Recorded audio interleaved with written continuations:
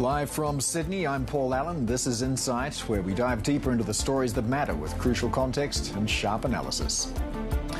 Well, global investors await key US inflation data and earnings out of top Chinese companies, including Alibaba, BYD and the big banks.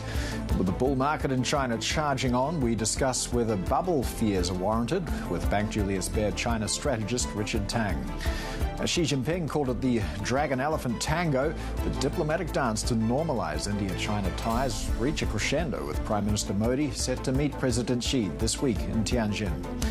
Will Beijing be able to woo India while also being a close partner to its rival Pakistan? We'll ask Victor Gao from the Centre for China and Globalisation.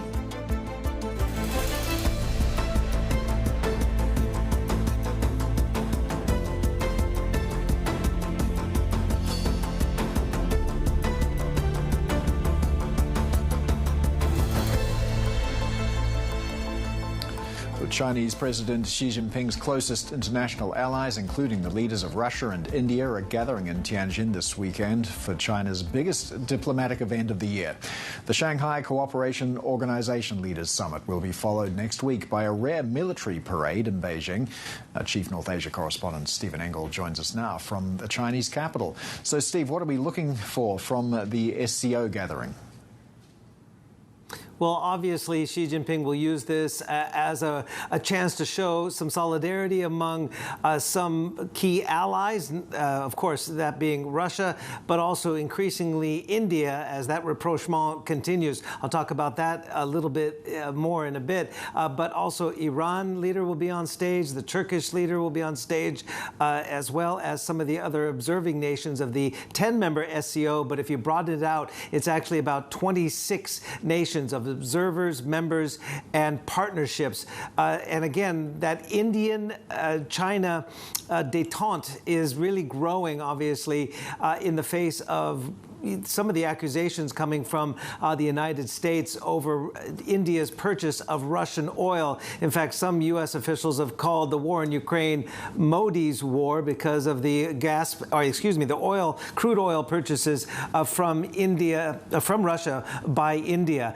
So the key dynamics that we're going to be looking at is no doubt the geopolitical positioning of the SCO, but also some of the business deals, the energy deals in particular, that possibly could be struck over this two-day summit on Sunday and on Monday in Tianjin. Keep in mind, this grouping of nations controls a lot of the world's energy assets. It has about half the world's population, but more importantly, from the energy front, 25% of oil reserves, resources are in these countries, 50% of gas, 35% of coal, and 50% of uranium. So on the China-Russia front, we're likely to see a furthering of the no-limits partnership between Moscow and Beijing. But can Putin convince Xi Jinping to hop on board with the second gas pipeline, the Power of Siberia 2? That will be a key headline that we'll be looking for.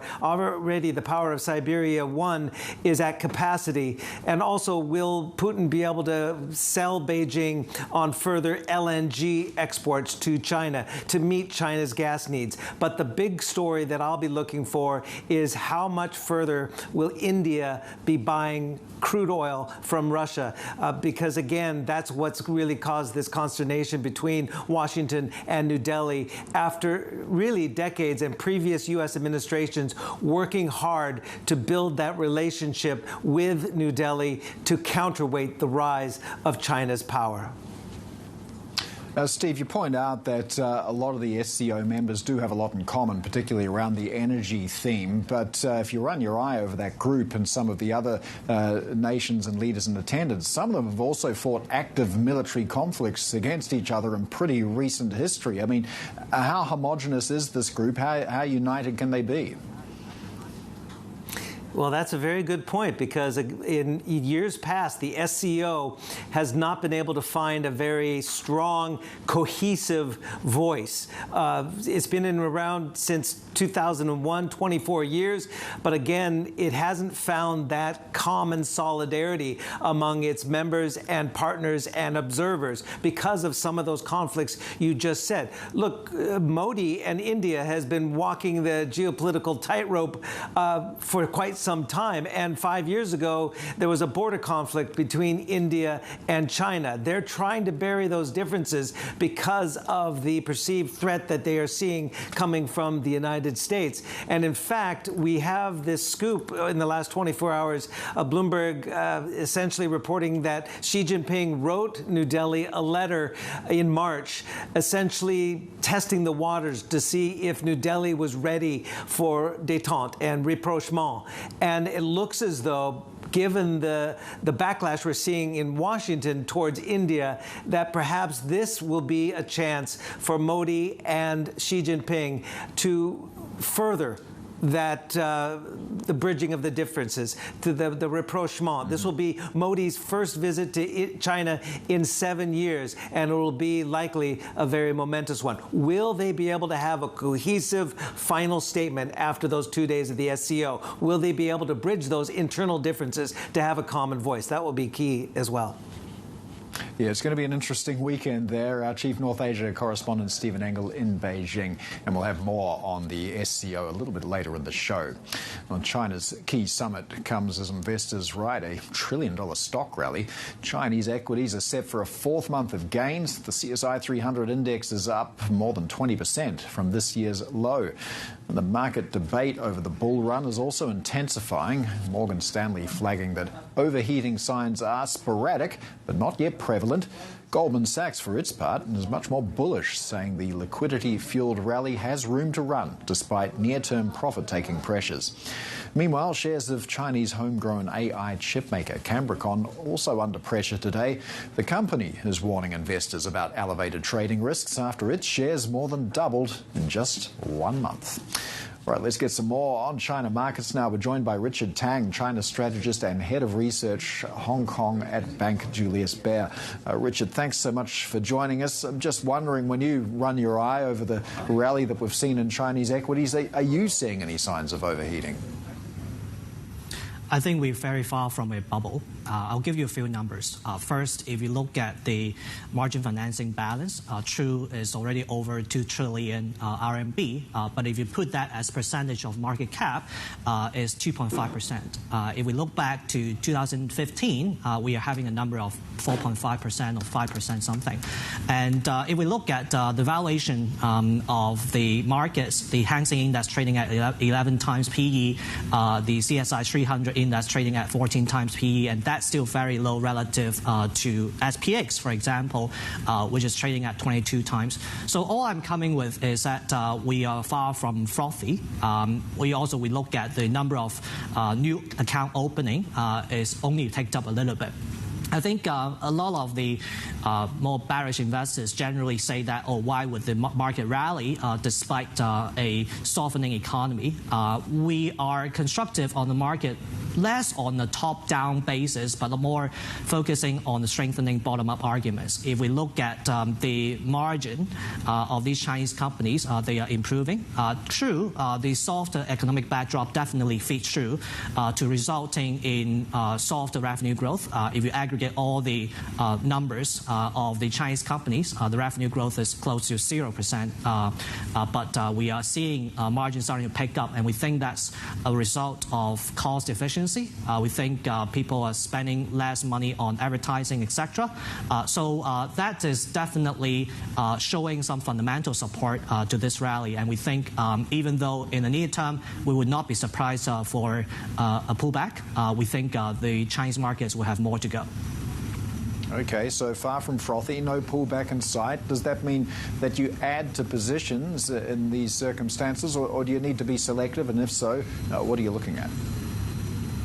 Well, I think there are indeed pockets of vulnerability. For example, we are getting a little bit more conservative on the Chinese semiconductor sector, even though we think it will be a prime beneficiary of Chinese AI. If we look at how much the market is expecting in terms of revenue growth, we think that's have run a little bit too much. We are generally more conservative on the anti-inflation theme because we think there's a still major difference between now versus the supply-side reform a decade ago. If we look at the supply-side reform a decade ago, it's mainly about capacity constraint. But if we look at now, it's about cutting supply, but at the same time, a few price laws, including not selling below cost, etc. So the execution challenge this time is actually a little bit higher. I think on top of that, we are also noting that 10 years ago, we have very strong demand because of the monetization of Shantytown redevelopment. This time, we're still yet to look for much more constructive economic backdrop, demand backdrop. So I think the anti-inflation theme is a good trait, but we think that would be sort of we will fade that in the next 6 to 12 months. Okay, so if you're skeptical on anti-involution, do you anticipate that China's deflationary problems are going to continue, these price wars are going to continue as well? And what policy change would you need to see to persuade you that that story's at an end? We think besides the deflationary pressure, as I mentioned, I think the companies are better at making their profits by cutting costs. I think the other thing that I would want to highlight is that they are improving in cash usage. They are putting less money into investing in idle capacity, obsolete capacity. They are putting less money in M&A if you look at the cash usage over the past 3 to 5 years. And instead, they are putting money into shareholder returns. They are improving the buybacks, also paying out dividends. So even though we are under no illusion that the deflationary pressure could persist, I think at bottom up, we actually have seen a lot of improvements on the company level that lead us to think that the earnings are stabilizing in the near term, actually in probably in 6 to 12 months as well, and also that the improving shareholder returns would give a support to the valuation levels of these Chinese companies. Well, the US is closing its de minimis loophole today. Do you feel that China's manufacturing sector has felt the full impact of that yet, or are there some potential aftershocks here? I think in the first quarter and the beginning of second quarter, when this de minimis rule was first talked about, there has been fairly strong reaction in the related stocks. So we think that a large part of that has already been priced by the decline previously. And right now, I think we are more focusing on the outlook of the exports. Obviously, that would be need to be determined. But I think the downside is probably limited. More broadly, what do you feel the main risk is facing stocks in China and Hong Kong at the moment? The number one risk that we are monitoring right now is actually the supply risk, because I think it's fair to say that in Hong Kong market, we have a lot of IPO, we have a lot of follow-on placement already. We're talking about close to 240 billion Hong Kong dollars of supply going on board in just the first half of the year. And this amount is already larger than the full year amounts last year and also 2 years ago. So that definitely is something that we're monitoring. Over the past few days this week, we also seeing a few episodes, isolated incidents where the insiders are starting to dump their shares. And if this gets more, that definitely would get us a little bit more cautious. But for now, we think the supply risk would be fairly well digested. I just want to ask you one more sector-specific question before we let you go. Seeing a lot of competition in China's EV market as well. Would you be a buyer of Chinese EV stocks in this environment? For the electric vehicle sector, we think it's a short-term pain and long-term gain. We're definitely aware of the price war that's going on with the electric vehicle sector. But one thing we do want to emphasize is that the electrical vehicle industry has a long tail of suppliers. So what do I mean by this? We have a lot of unprofitable manufacturers of EV. We only have a handful of EV makers that are profitable. Even though launching price war would definitely cause some near-term pressure to the margins, it actually helped drive out the unprofitable EV makers, and that helps industry consolidation. So we are fairly constructive that getting into next year, in 2026, we think the margin will start to recover for the entire sector. All right, Richard Tang of Bank Julius Baer, thanks so much for joining us today with your analysis. Still to come, we're going to be keeping the focus on Chinese markets with a deep dive into tech giant Alibaba, of course, gearing up to report earnings later on. This is Bloomberg.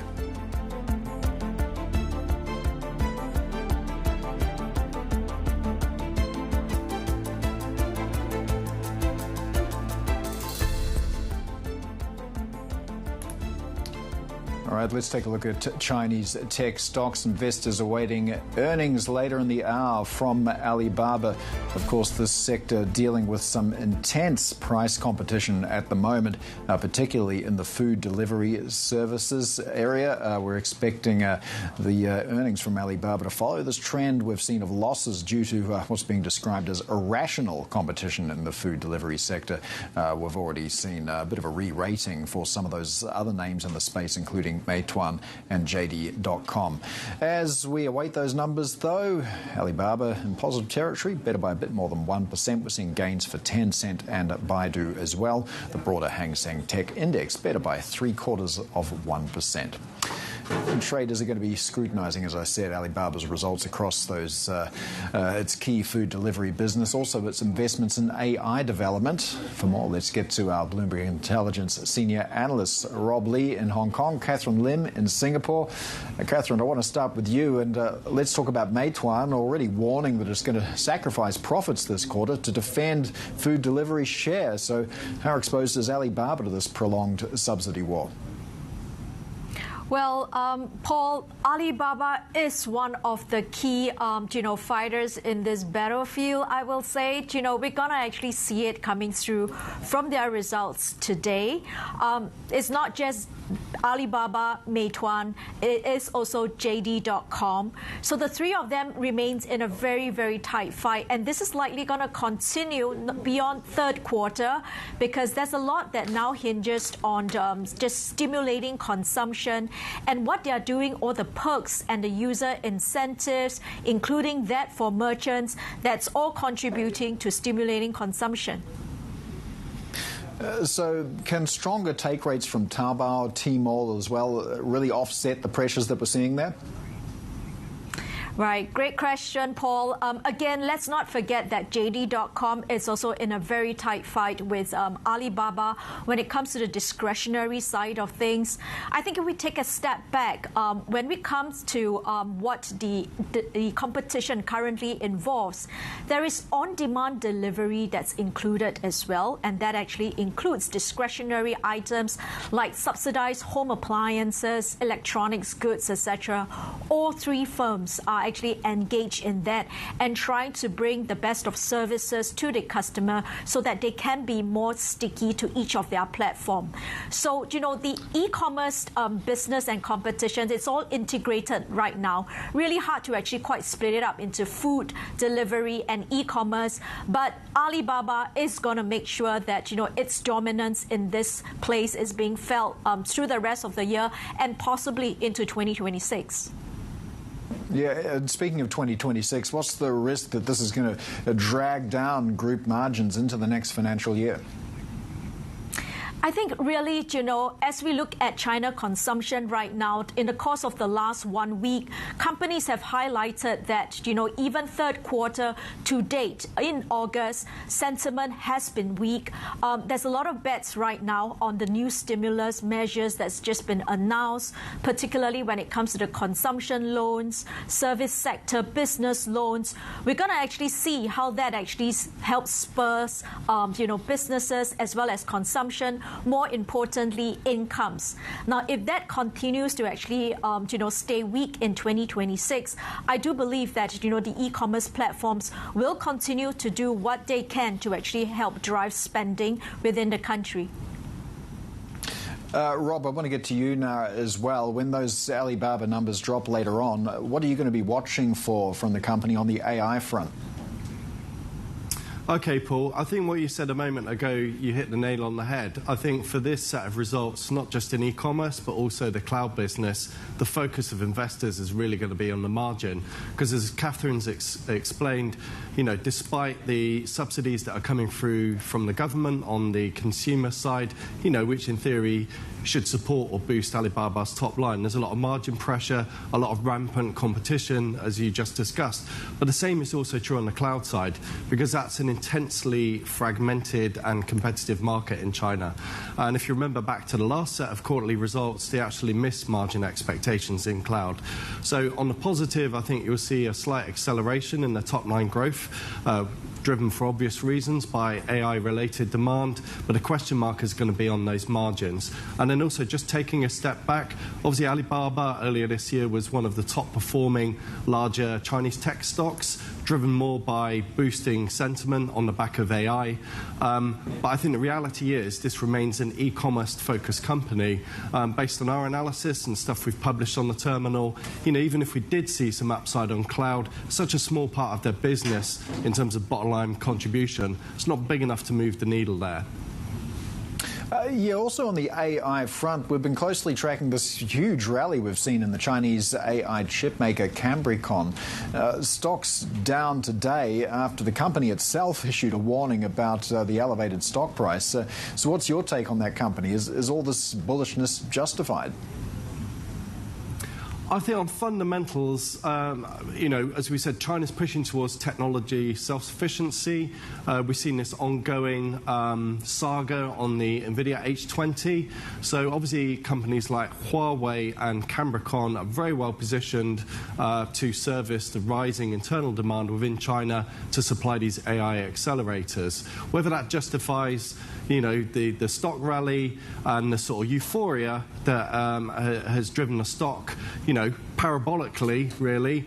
Well, clearly the company thinks that isn't, and it's trying to, keep people grounded in reality.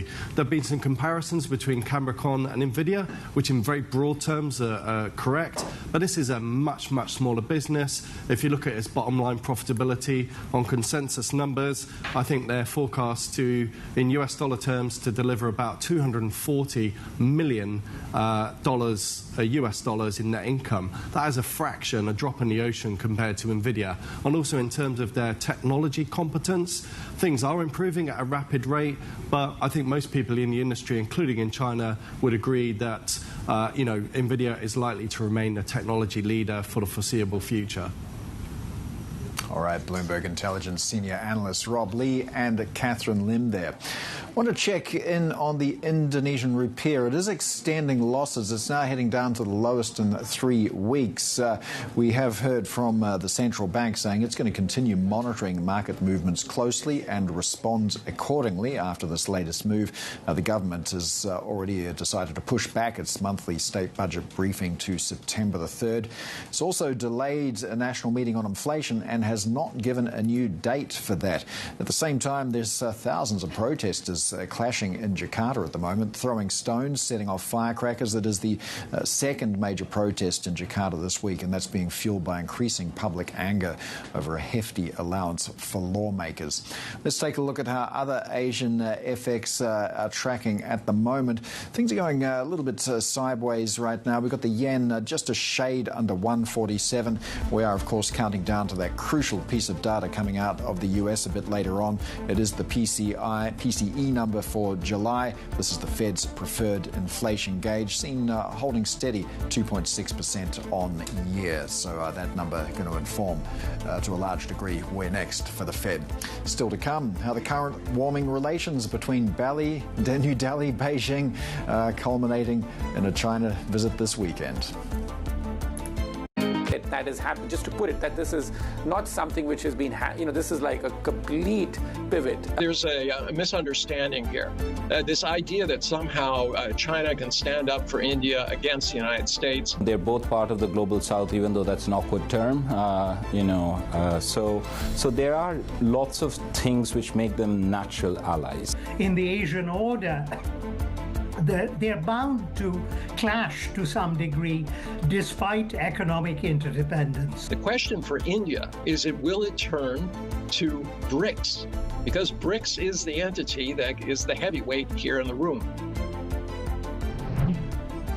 All right, some of our guests there discussing the outlook for India-China ties. This is President Xi Jinping and Prime Minister Narendra Modi prepare to meet at this weekend's Shanghai Cooperation Organization Leaders Summit. Before that trip to China, though, Modi is heading to Japan for a two-day visit. He's scheduled to meet with his Japanese counterpart, Shigeru Shiba, and governors of some of the prefectures. Sources tell Bloomberg that Modi is expected to secure nearly $70 billion worth of investment pledges from Tokyo as he seeks to bolster New Delhi's economy against soaring US tariffs. The two sides are also said to be signing an economic security pact covering cooperation on semiconductors, critical minerals, and AI. Now, ahead of Modi's China trip, Bloomberg has been reporting about President Xi Jinping's steady and quiet outreach to India. We've been told that Xi wrote a letter to his Indian counterpart back in March to test the waters on improving ties. For more on this, let's bring in our South Asia Economy and Government Managing Editor, Nazreen Seria in New Delhi. So, Nazreen, what more do we know about China's outreach to India? Hi, good morning.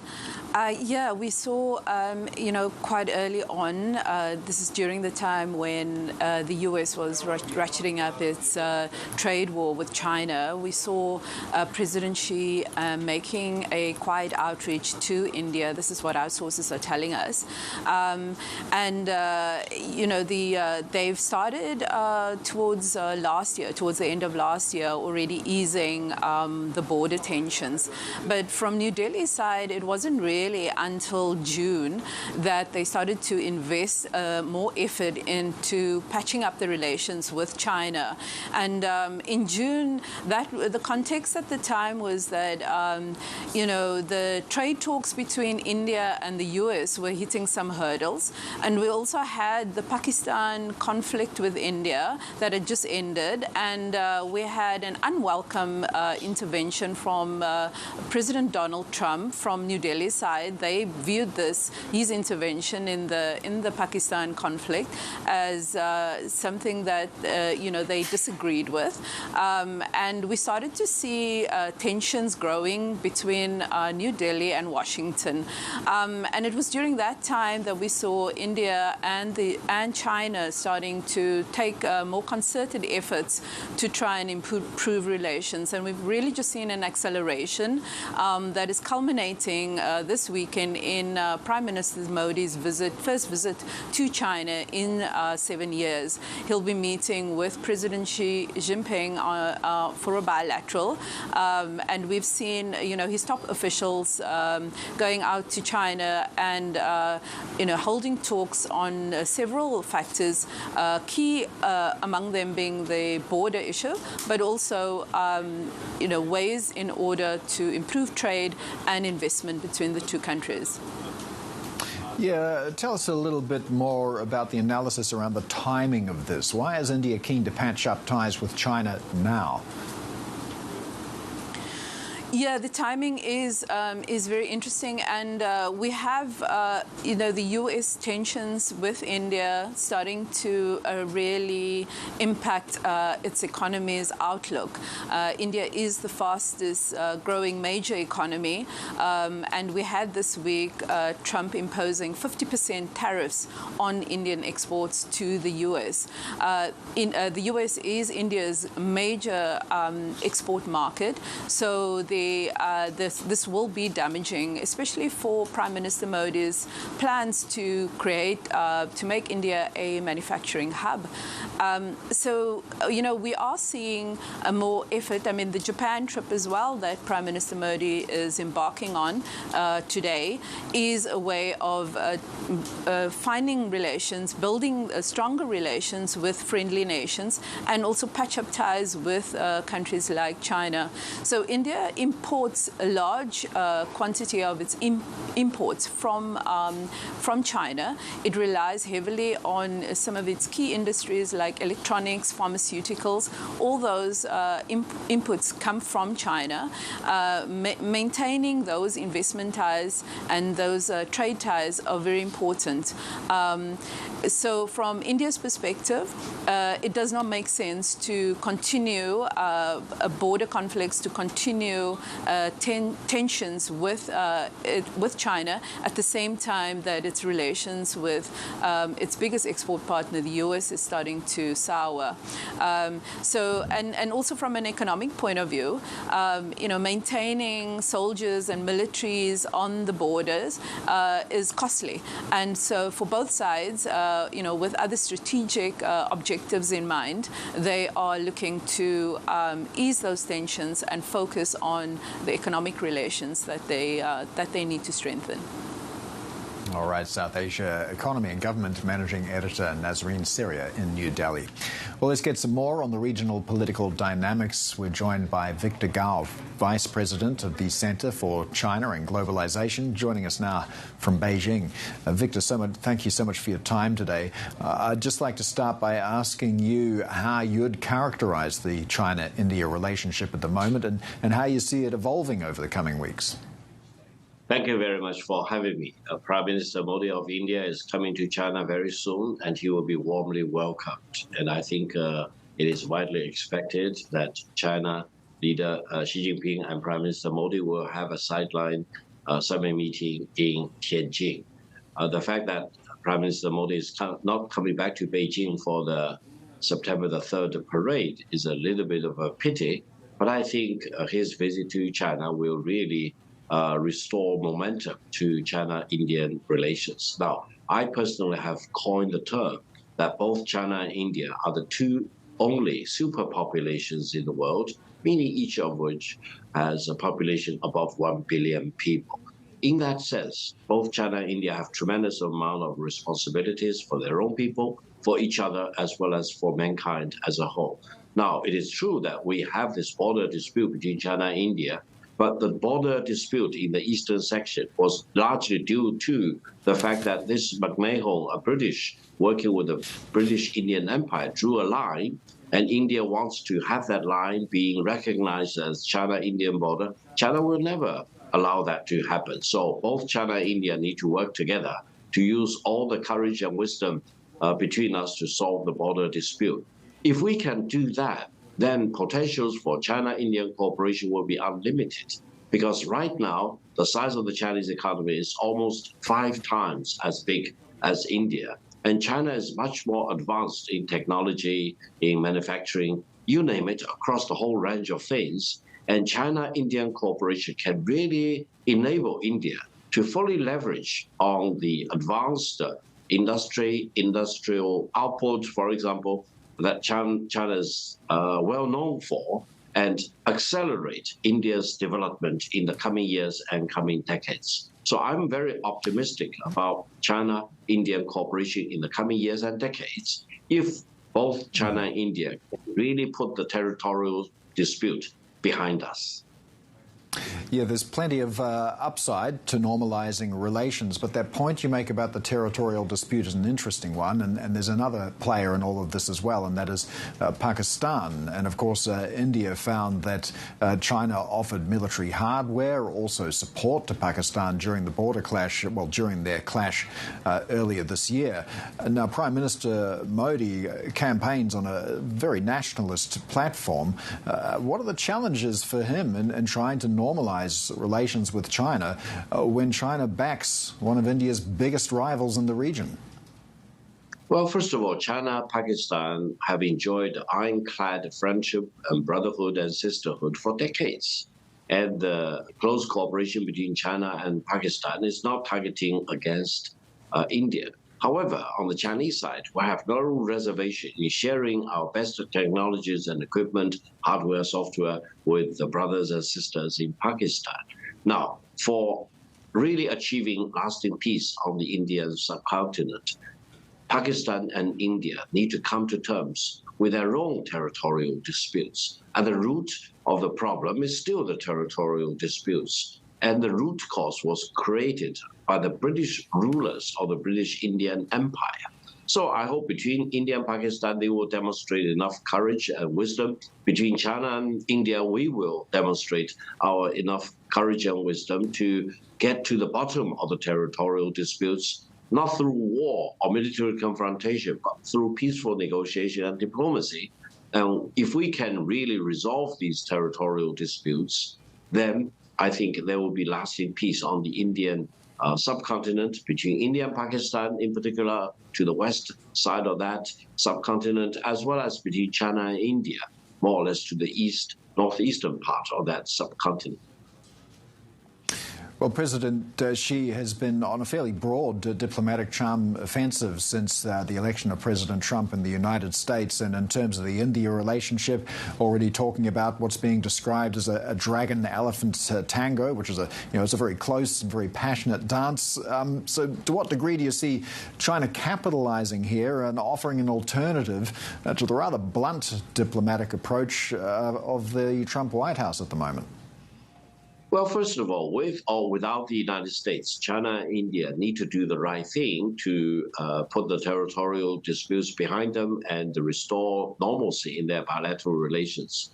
More recently, I personally think President Trump really has manhandled India, displaying complete disrespect for India as a nation, for the Indian economy, calling the Indian economy as a dead economy, reversing the trend between America and the United States for almost a decade.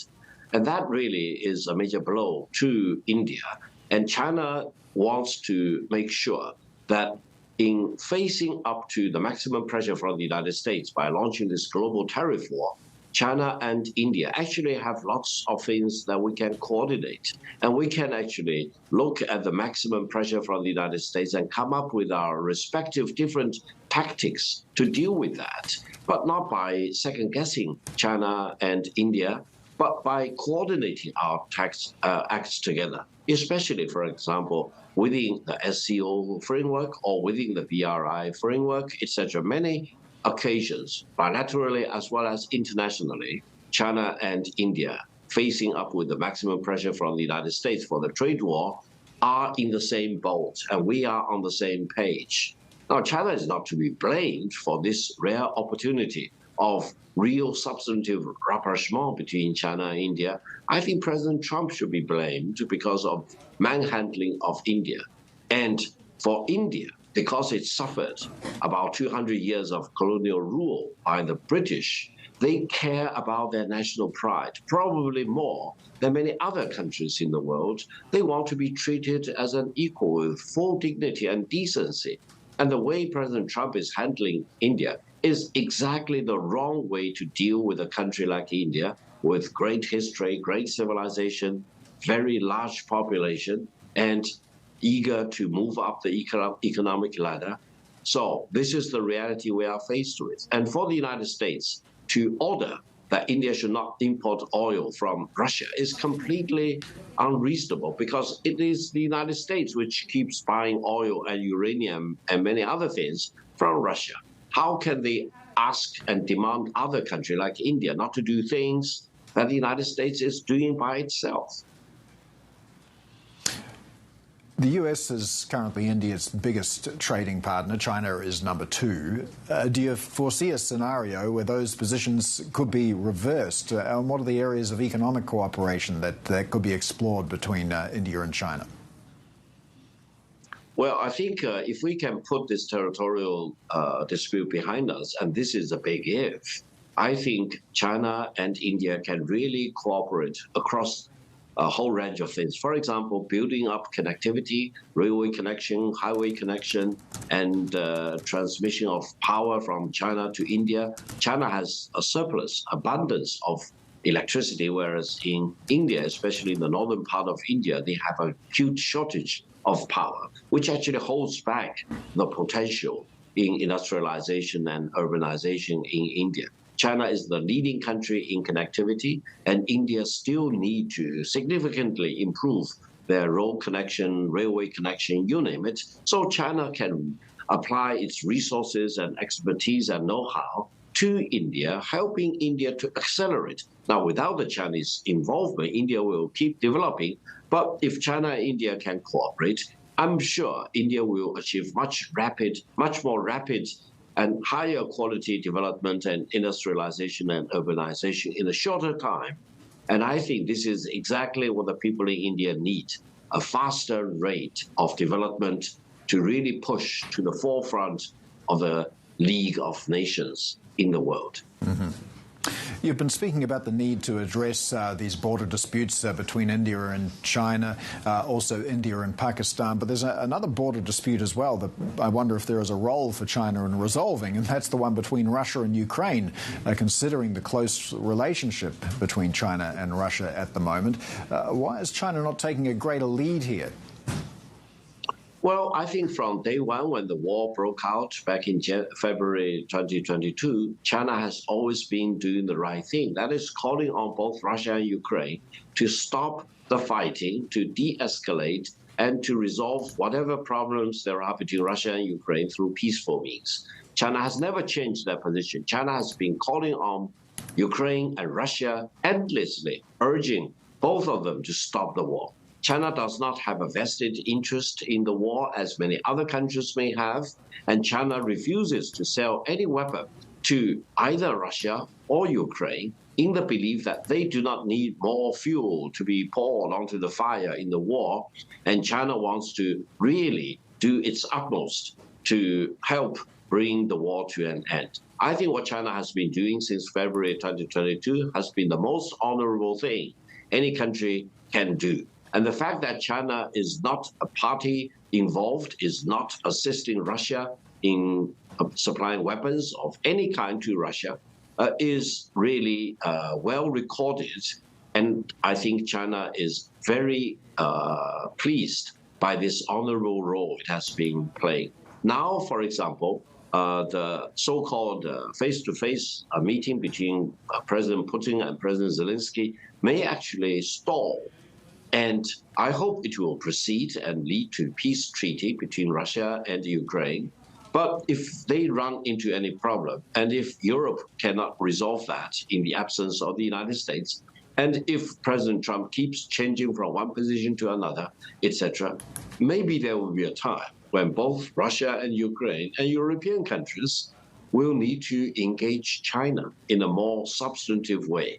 Because China has always been saying the right thing, China wants to do the right thing, and China will be a very forceful and very effective intermediary for this peace between Russia and Ukraine by the end of the day. All right, Victor Gao of the Center for China and Globalization, thanks so much for joining us today.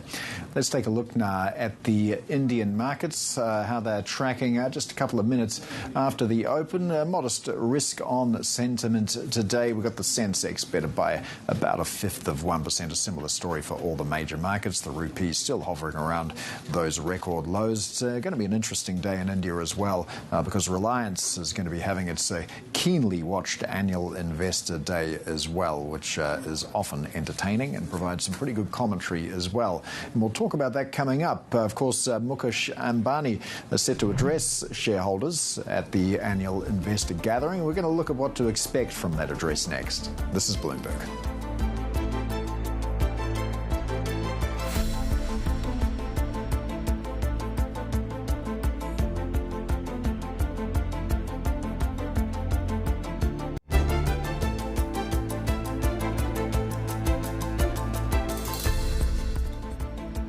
Well, Welcome back. Mukesh Ambani is set to address Reliance Industries' annual investor gathering later. Shareholders will be watching for details on how the firm plans to navigate US trade tensions impacting Indian companies such as Reliance that purchase Russian oil. Well, let's bring in Bloomberg's conglomerates media and telecom reporter now, PR Sanjay. So PR, what are you going to be watching out for in Ambani's speech? This is the most awaited speech in the Indian corporate landscape, and this is also most watched speech. And the speech is coming in the context of where US have doubled tariff on India, and US has explicitly, expressed its animosity against India buying discounted Russian oil, which is having a huge impact and implication on Reliance Industries. At this context, we are watching a few things. The market is keenly watching like what Mukesh Ambani is going to offer for his green energy business, whether it will onboard a new investor, at what shape, what form, how much he will do it, and what is the kind of guidance we will be giving for a green energy. That is one. And the most awaited timeline for Reliance is to the IPO initial public offer timelines for its Reliance Jio Infocom Limited, which is telecom wing, wireless unit, and also Reliance retail wing as also. And they will be also seeking some guidance from FMCG business, which is fast-moving consumer goods. So these are the three broader things they will be waiting. And of course, the market will be keen to watch whether there will be a commentary on Russian oil purchase and geopolitical tension. But what we are picking up from sources is that there won't be any direct comment, but there will be some broader commentary or narrative on like what is a kind of a geopolitical tension and how that is going to impact Reliance and how the company is set to tide over the crisis. That's what we are picking from as of now. So how about the implications of his announcements? Oh, that's a great question. Reliance is the largest, private corporation or enterprise in India. So the capex for Reliance would be like keenly watched. The Indian banking system will be watched. Like what is the kind of a capex which will be Reliance putting in, and the market will also be watching for the timeline for the IPOs because Reliance Jio Infocom IPO will be one of the biggest IPOs which India can witness. So whether the market will have that kind of appetite to have that kind of a biggest mega blockbuster IPO. So market will also be keenly watching, and definitely there will be milestones which Indian corporates will be watching because India is now embarking on a huge journey for its green energy initiatives. So putting up 4 giga factories by Reliance, which is rivaling many other corporates, which will be keenly watched. So which is also like matching with the ambitions put forth by Indian Prime Minister Narendra Modi. So one, banking sector is very keenly watching like what is the kind of a capex which Reliance would be setting through for its telecom venture, for retail venture, for its fast-moving consumer goods, and as well as this green energy, the gigafactories per se. And the market will be very, very keenly watching like what is the kind of investor coming in for green energy and what is the kind of a timeline for these blockbuster IPOs in the offing. All right, conglomerates media and telecom reporter PR Sanjay as we await those remarks from Mukesh Ambani. All right, let's take a look at how some of the key assets we watch are tracking at the moment. I want to start off with the oil price because we do see oil heading now for a monthly loss on the concerns over a glut. No signs of that easing at all. Investors also focused obviously on Ukraine and potential shifts in crude flows from Russia with US President Trump pressuring India on its Russian oil purchases. And before we go, let's get a preview of some of the high-profile interviews that we're going to get next week. We'll be speaking exclusively with the outgoing governor of the Bank of Thailand as he prepares to complete his 5-year term next month. Also, the CEO of Thai Airways is going to join us live for a pulse check on the aviation industry. Well, that's it for today. For Insight, Horizons Middle East and Africa up next. This is Bloomberg.